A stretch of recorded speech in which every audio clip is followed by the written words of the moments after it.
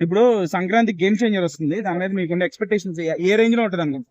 Expectation అనేది బేమస్సం ఉంటుంది bro. Game changer మాత్రం బేమస్సం.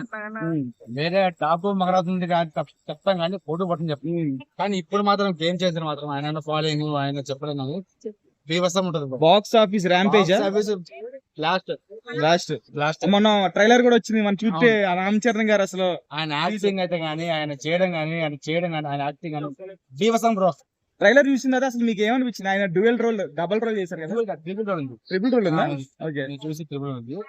Fantastic bro acting, fantastic. IAS role, పంచ కట్టేసుకుని ఒక రోల్, పంచకట్టు ఒకటి, ఐఏఎస్ ఒకటి, రాజకీయ పరంగా mind blowing bro.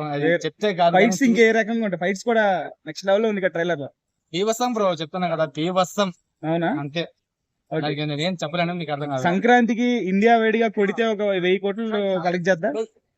Ram Charan గారికి 1000 కోట్లు అనేది చాలా సింపుల్ బ్రో, సింపుల్. ఆయనకు 1000 కోట్లు ఈజీ క్రాస్ ఈజీగా ఈజీ క్రాస్ అయిపోతారు. ఓకే, కానీ ఆయన యాక్టింగ్ మాత్రం, ఆయన ఫైటింగ్, ఆయన డాన్సింగ్, ఆయన డబుల్ లోడ్ ట్రిపుల్ లోడ్ కానీ ఆయన సింపుల్ బ్రో, ఫంటాస్టిక్ ఉంటుంది మూవీ. ఓకే, సంక్రాంతి విన్నర్ అనుకోవచ్చు game winner, confirm winner. Game changer winner, chicken winner అనుకో, రామ్ చరణ్ చికెన్. ఓకే, అంతే బ్రో. Okay, thank you.